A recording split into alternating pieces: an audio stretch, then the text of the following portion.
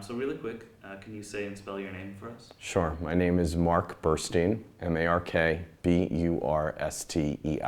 Great. And what's your position here at Lawrence? I am president of Lawrence University. Okay. And so what does that entail? What's the duties of the president? That's an excellent question. What are the duties of a president?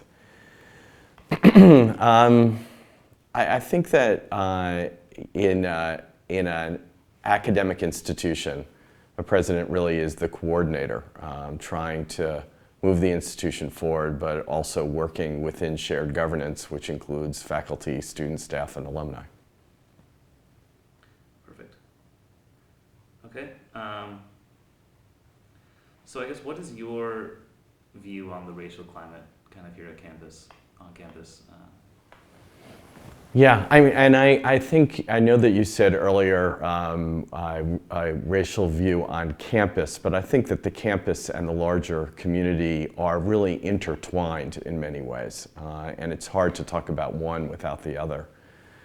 I start thinking about what it means to be a more inclusive environment really starting out in my, when I started getting an MBA in really 1989. And at that time there was a big philosophical movement about this idea of bringing your entire person to work, bringing your all your identity, who you are, where you've come from to work. And a number of case studies that talked about excellent companies, really companies that were outperforming, allowed for that to happen, allowed for each employee to be their whole self. And I think that that's what we're up against as a community, a campus community, a Fox Cities community, and quite honestly, a larger United States community, because there are over 150 now, probably over 200 institutions that are really having the kinds of conversations that Lawrence is having right now.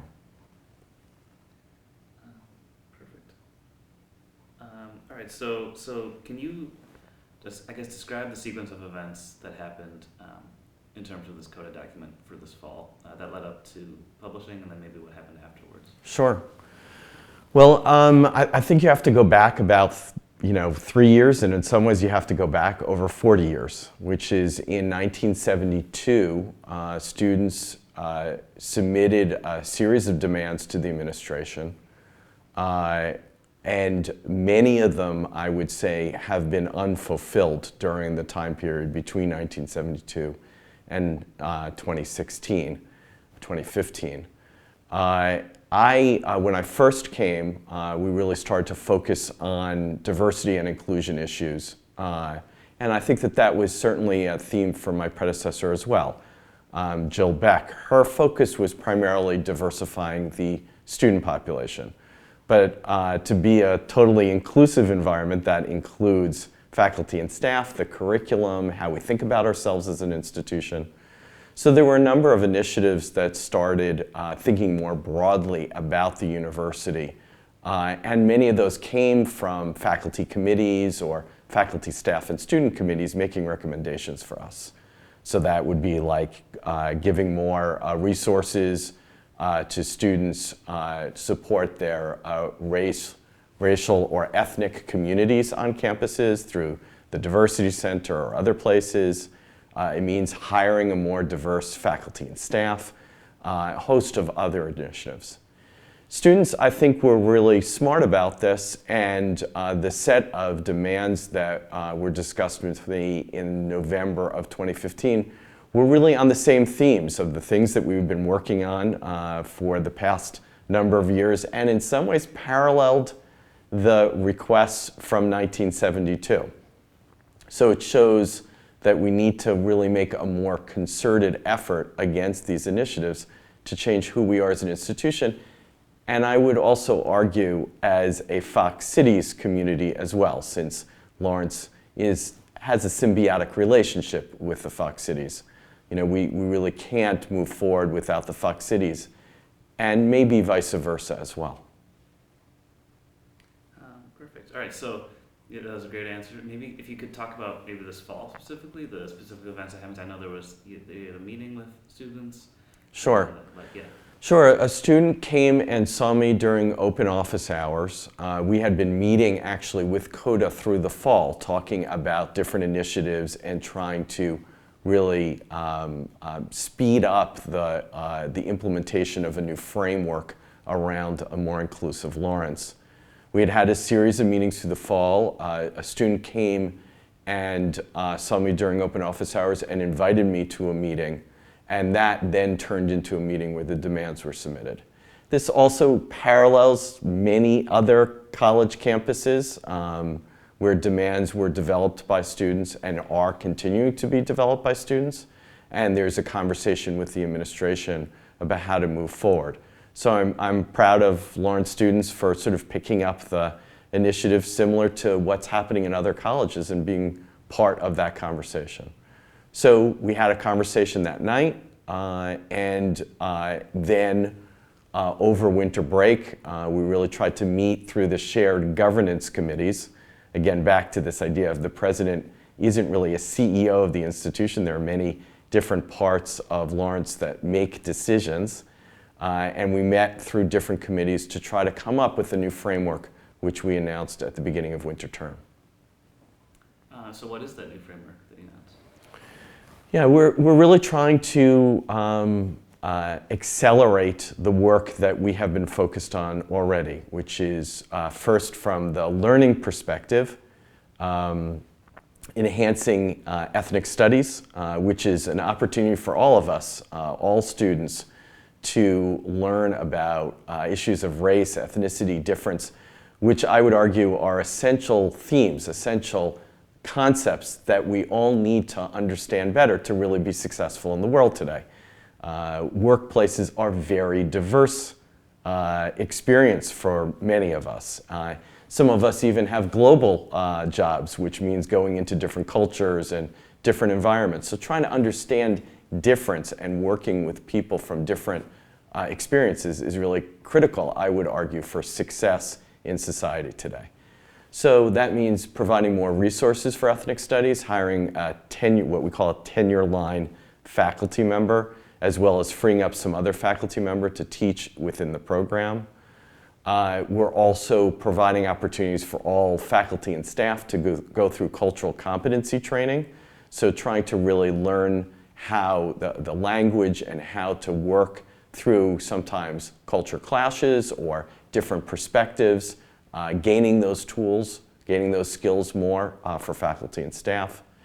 And we're about to launch an initiative at the beginning of spring term called Sustained Dialogue, which is a national organization that provides opportunities for people to meet in small groups and talk about difference of opinion, difference in terms of race or ethnicity, where people come from, different socioeconomic backgrounds, right? There's difference in so many different ways. So that's just learning. We also have had a focus in trying to attract a more diverse set of faculty and staff to Lawrence. And we actually have been awarded 2 grants from the Mellon Foundation to actually increase the diversity of what we call the professoriate, faculty members. That is also taking shape, and I think that this year's new class of faculty, which will be about 6 or 7 new faculty members, will be some of the most diverse that we've ever hired as an institution. But that's building on work that's happened for many years. That grant was actually granted to us 2.5 years ago, and it's just taking form because of the way the hiring process happens in a college or university. We also committed to hiring a vice president for diversity and inclusion and associate dean of the faculty.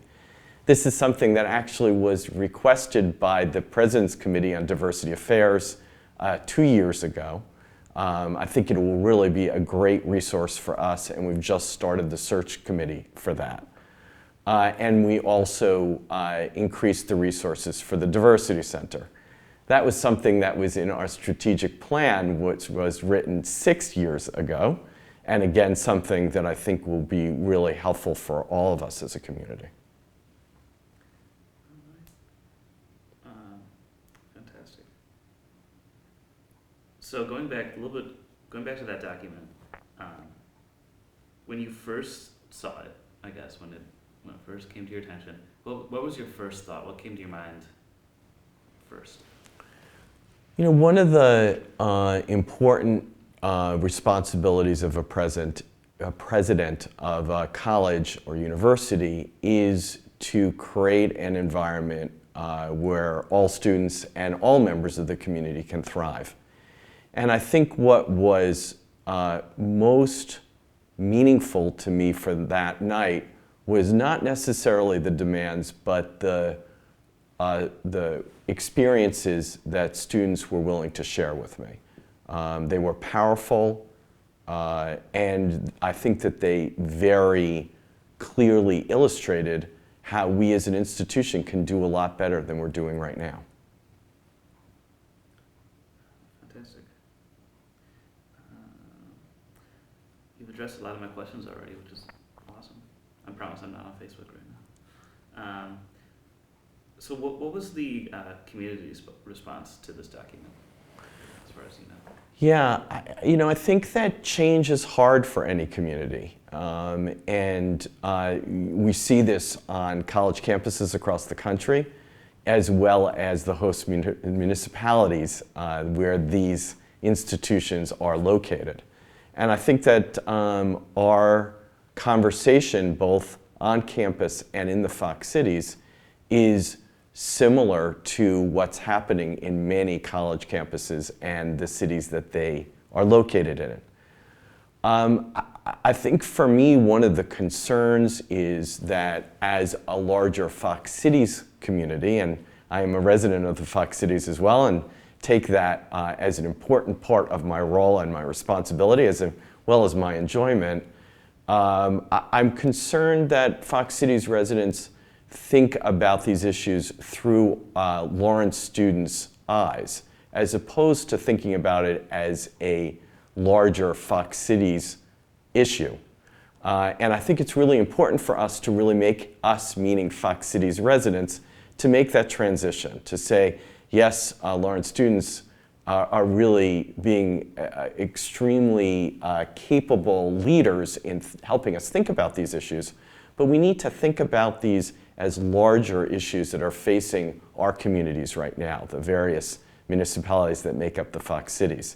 And there are many residents of the Fox Cities who have similar stories. I was really moved by a member, a resident, I think he's of Appleton, who spoke at the Martin Luther King Day celebration, where he spoke at the beginning of the celebration. He talked about what it meant to be a black person in the Fox Cities today, and some of his experiences. They're similar to the stories that students shared on campus, maybe in some ways more painful. And I think that we have to think about that as Fox Cities residents and think about how we change our communities as well around these issues.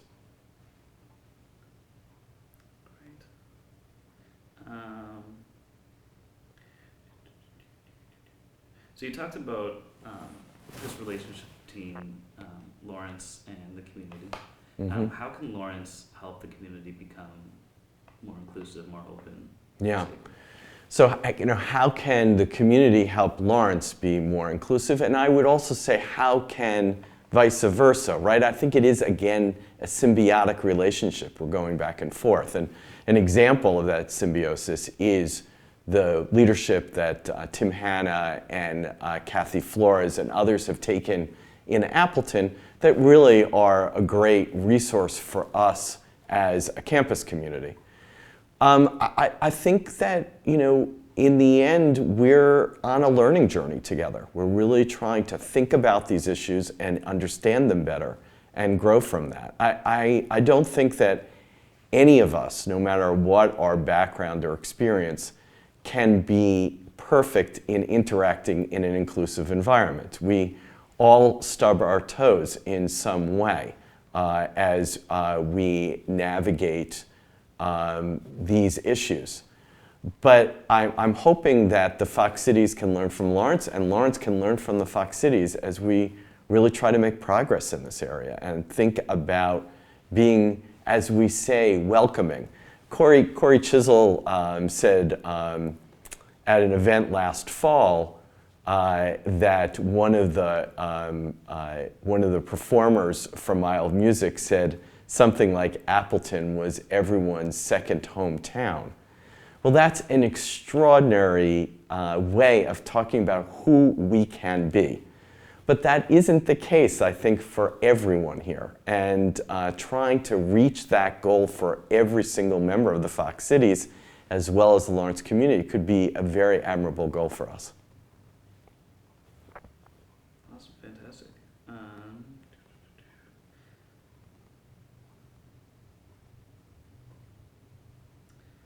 Yeah, I think you've touched on everything I wanted to ask. Danny, do you have anything else that you want to ask? Not that I can think of. Yeah, he's got. Awesome. Any last words? Any final remarks? You know, I think just on this sort of connection between the Fox Cities and Lawrence, we had an event in the fall called the Report to the Community, where Lawrence reports its progress to the community. We had about 250, 300 leaders of the Fox Valley in the War Center. And Bob Peterson, the CEO of Goodwill, and I don't know if he's been interviewed for this, but he told a story about a homophobic incident against him on College Avenue, which was pretty extraordinary, including being shot by kids with BB guns. And I think that this is a perfect example of how we need to think about ourselves differently. Tim says very frequently, we are better than this. And we certainly have aspirations of being better than this, right? We are a very welcoming place. We just need to do that for every single member of our community. And that is not only on campus, but it is also for every resident of the Fox Cities. Fantastic. Okay. So we're gonna do 30 seconds of like silence, so when Okay.